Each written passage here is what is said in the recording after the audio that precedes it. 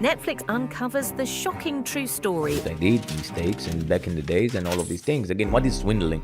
He lured women with luxury, love, and lies. At first glance, it looked like a fairy tale unfolding on a phone screen. A man in his 30s, charming, confident, dressed in tailored designer suits, photographed on private jets and luxury yachts. His name, Simon Leviev. On Tinder, he seemed to be the perfect catch. The son of a diamond tycoon. A man who promised love wrapped in glamour, with candle-lit dinners in five-star hotels and whispered confessions about building a future together. To the women who swiped right, it felt like destiny. But within months, their lives would collapse into nightmares of debt, betrayal, and humiliation. This is the Tinder Swindler, how one man scammed millions in the name of love. The hook of his story begins with a contradiction so sharp, it almost feels unreal. The very thing women believed would save them, romance, became the weapon that destroyed their lives. In the age of dating apps where a simple swipe could change your future, he managed to twist the promise of connection into a global con. Instead of flowers and love letters, his gifts were loans, credit cards, and wire transfers. And by the time the women realized the truth, their bank accounts were empty, their trust shattered, their hearts broken. He had flown her to another country, champagne poured in crystal glasses, laughter echoing across the table. He said, "You are different. I can see a future with you." The next morning, she believed him. Why wouldn't she? He showed her photos with powerful men, videos of security guards, and pictures of him as a child in a wealthy family.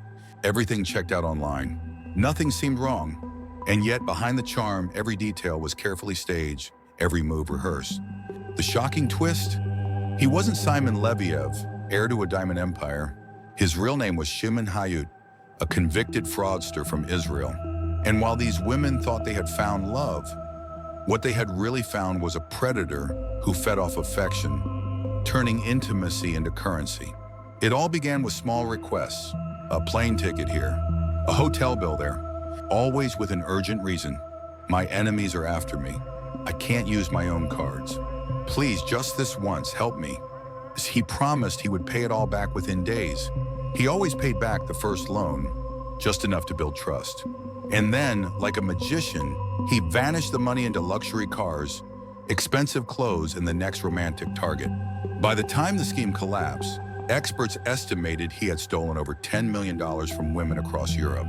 Yet when the story first broke, many asked, how could so many intelligent, successful women fall for him? That question is what makes this case so haunting, because this isn't just a crime about money. It's a crime about vulnerability, about hope, about the universal desire to be loved.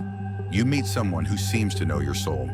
He showers you with attention, makes you feel seen in ways no one ever has. He tells you that you're special, irreplaceable. And then when danger strikes, he asks for your help. Would you say no, or would you believe that helping him is proof of your love? That was the trap. The Tinder Swindler shows us that the greatest cons are not built on lies about money. They are built on truths about the human heart. The truth that people will sacrifice everything if they think it will save the person they love. That's why his scam worked. That's why it lasted for years. Don't look away, because what happened to these women could happen to anyone. The story you're about to hear isn't just about a swindler on Tinder. It's about how one man weaponized love in the digital age, and how easily trust can be turned into tragedy.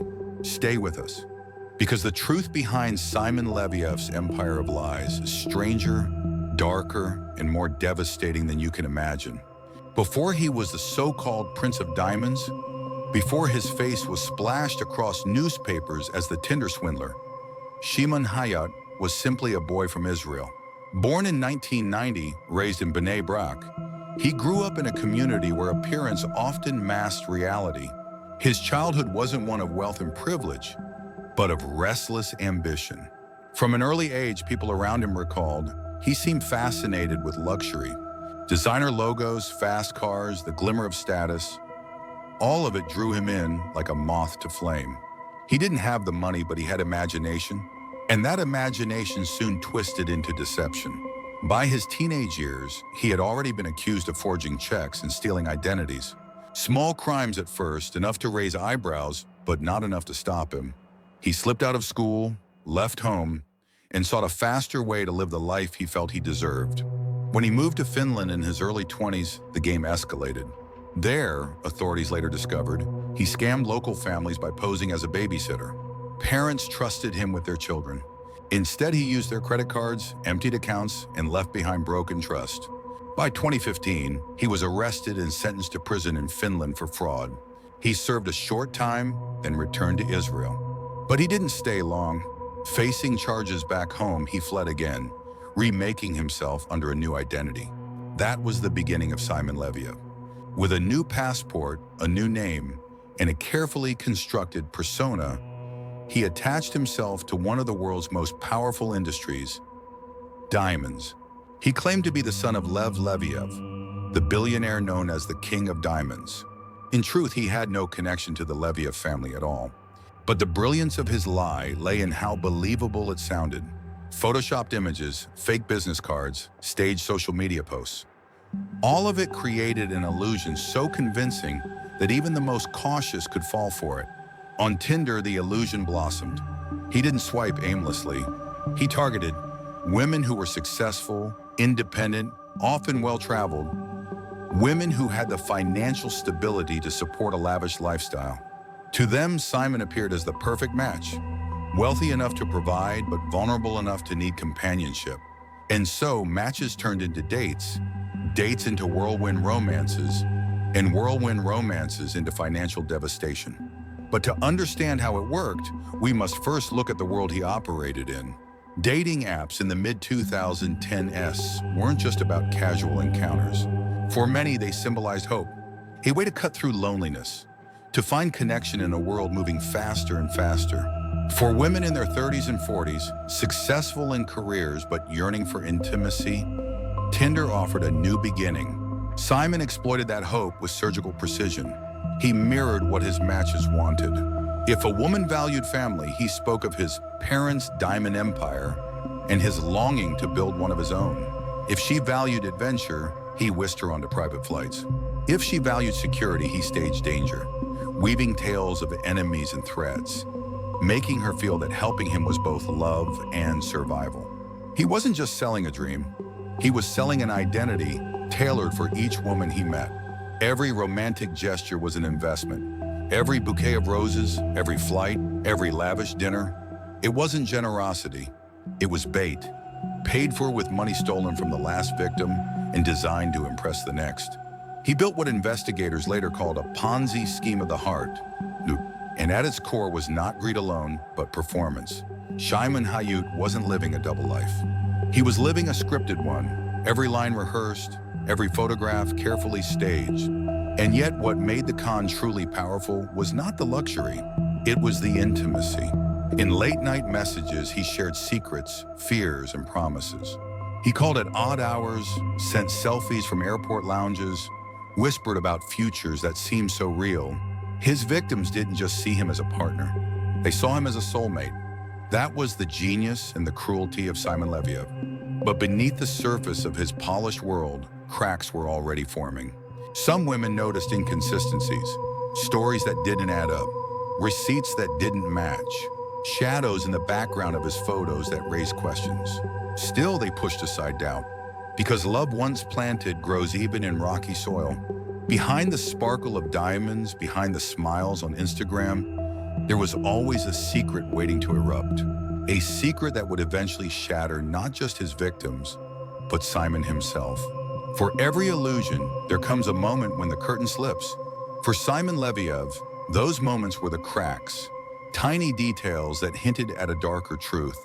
To the women who adored him, the inconsistencies first seemed harmless, almost invisible.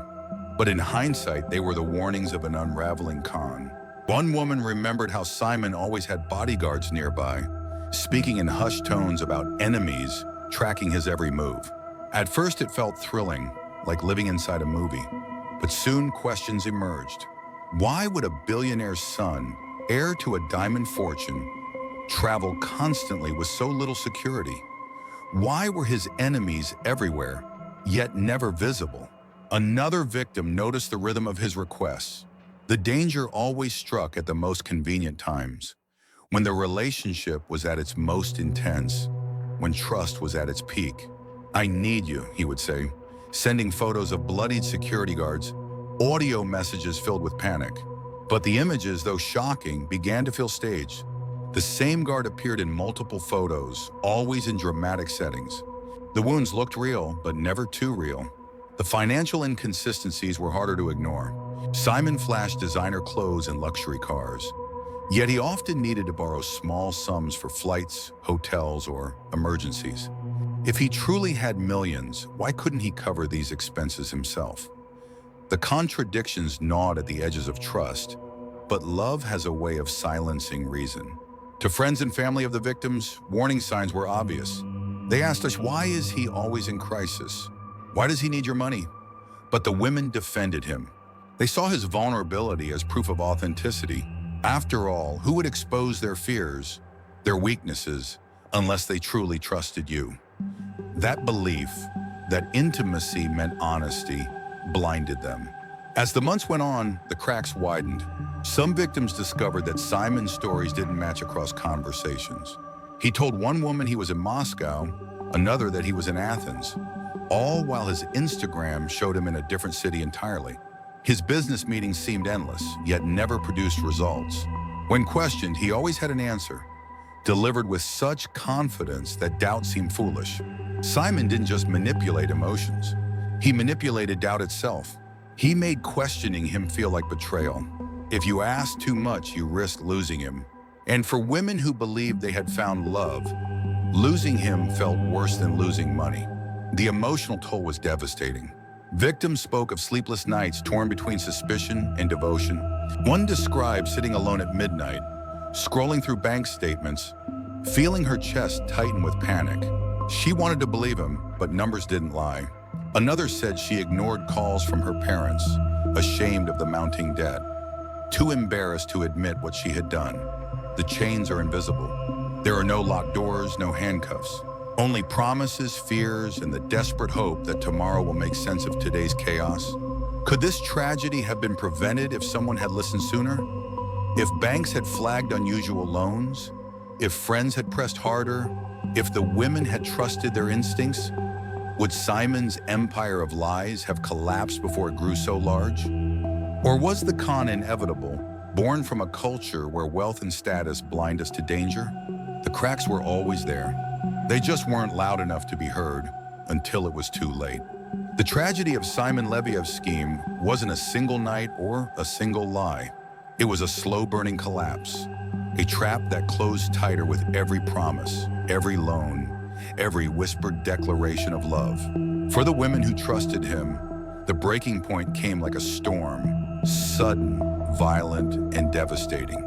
Cecilia Fjellhøy, a Norwegian woman who had dreamed of building a life with Simon, described the moment she realized the extent of her debt. She sat at her kitchen table, surrounded by stacks of loan papers, her phone buzzing with Simon's demands for more money. She had already borrowed thousands, maxed out credit cards, and taken out new loans in her name.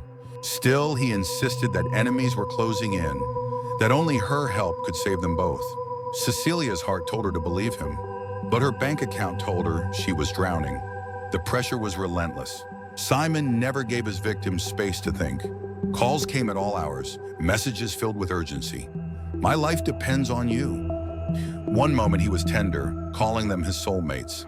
The next he was angry, accusing them of betrayal if they hesitated. It was a cycle of love and fear, designed to break down resistance. For Pernilla Sjöholm, a Swedish woman who became both his friend and target, the tragedy unfolded differently. She wasn't romantically involved, yet she was pulled into the same vortex. Simon borrowed large sums under the guise of business, promising quick repayment. Pernilla trusted him because he had always appeared generous, always repaid small amounts. But soon she found herself trapped too, her savings gone, her future uncertain. The most shocking part was how Simon used one woman's money to seduce the next. A private jet flight for Cecilia was paid with funds stolen from Pernilla. A hotel suite for Pernilla came from loans Cecilia would never see again. It was a cycle of deceit, feeding on trust, leaving destruction in its wake. And then came the twist. As the debts mounted and the lies grew tangled, some women started to fight back. Cecilia, exhausted and desperate, reached out to journalists. She realized that the man she loved might not be who he claimed at all. When she typed his name into Google, searching beyond the carefully curated images, she uncovered the truth. He was not Simon Leviev, heir to diamonds, but Shimon Hayut, a convicted fraudster. The man who had promised her forever was, in reality, wanted by Interpol. The revelation shattered her world. But more than that, it ignited a spark. What had once been private humiliation began to turn into public exposure. Newspapers published her story. Soon more women came forward, each with the same tale of romance, betrayal, and financial ruin. The tragedy, however, was not just the money loss. It was the emotional wreckage. Victims described panic attacks, sleepless nights, and crushing shame.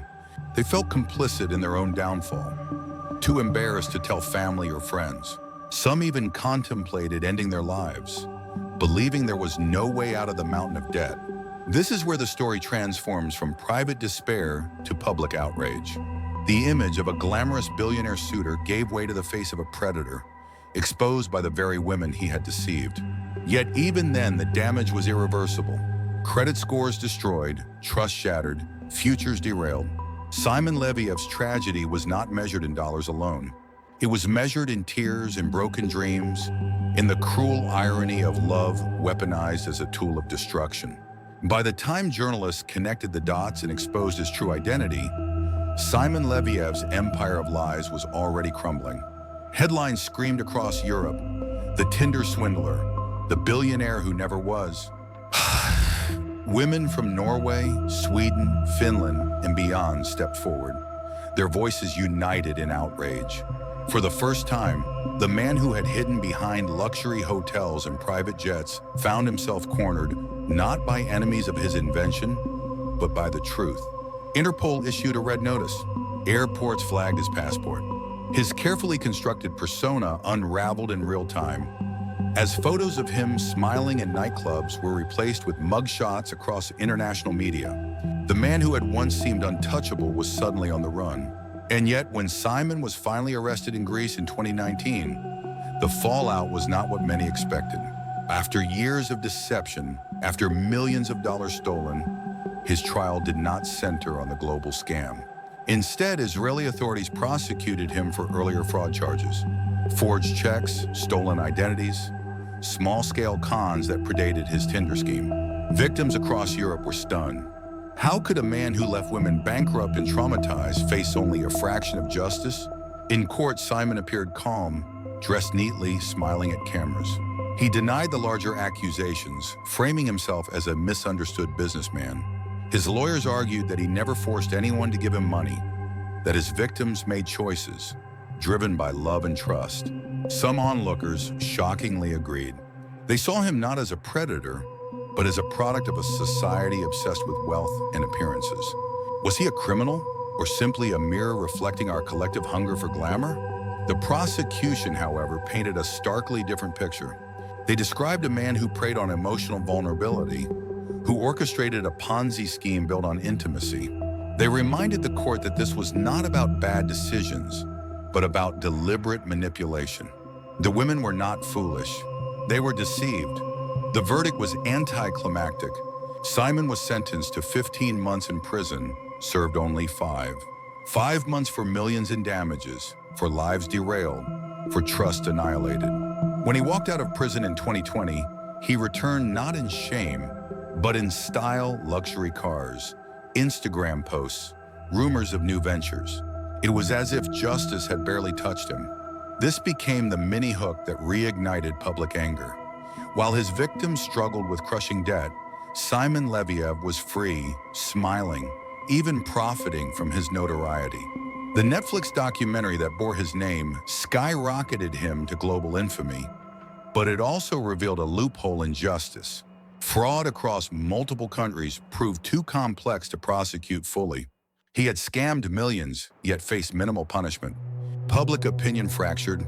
Some labeled him a monster, the embodiment of manipulation in the digital age. Others disturbingly admired him. A man who outwitted banks, women, and even the justice system. Social media buzzed with comments calling him both genius and evil. It was a moral divide. Was Simon Leviev a criminal mastermind or a symptom of a world where appearance means everything? For the victims, the fallout was far less glamorous. They faced years of debt repayment, legal battles with banks, and emotional scars that lingered. They received no compensation, no restitution. Their names were tied forever to the scandal, their pain broadcast globally while Simon walked free. The trial may have ended, but the larger trial of society, of justice, of trust itself remained unresolved. In the end, the story of Simon Leviev is not just about a con man on a dating app. It is about the fragile line between love and deception, about how our deepest hopes can be transformed into our greatest vulnerabilities. The women who trusted him were not foolish nor naive. They were human, searching for connection, for meaning, for the kind of intimacy that makes life feel complete. What they found instead was a man who turned affection into profit, who weaponized love until it became a prison. The fallout continues long after the headlines faded. Cecilia, Pernilla, and countless others are still piecing their lives back together. They live with scars that numbers cannot measure. Trust is harder to rebuild than bank accounts. Confidence once stolen is not easily returned. For them, every romantic gesture is now shadowed by memory, every promise tainted by betrayal. And yet their courage is what reshaped this story. By speaking out, by refusing to stay silent, they forced the world to see the face behind the fraud. They turned shame into resistance, isolation into solidarity. Their voices transformed private wounds into a global warning. This could happen to anyone. Simon Leviev, meanwhile, continues to walk free. He has dabbled in new ventures, sought the spotlight, even flirted with celebrity. His punishment never matched his crimes. That imbalance is perhaps the most chilling part of all, because it forces us to ask, what does justice look like in a digital world where lies spread faster than truth? What happens when love itself can be monetized, packaged, and sold as a weapon? As you reflect on this story, consider the question at its heart. Who was Simon Leviev? Was he a criminal mastermind, a manipulator of emotions, a predator without conscience? Or was he a mirror reflecting the dangers of a society too eager to believe in glittering images, too willing to mistake luxury for love? And what about the women? Were they victims of a scam or victims of a culture that punishes women for trusting, for wanting love, for daring to believe? The Tinder Swindler is not just about one man. It is about us, about how we connect, how we trust, and how easily those instincts can be turned against us. So we end with this question, not as a verdict, but as an invitation. In your heart, who do you believe Simon Leviev really was? A ruthless predator or a tragic symptom of our times? Don't forget to subscribe for more true crime documentaries and untold stories. And if you want to explore another case where love, betrayal, and crime collided in shocking ways, watch our next video right here. Because the stories we tell are not just about the past, they are warnings for the future.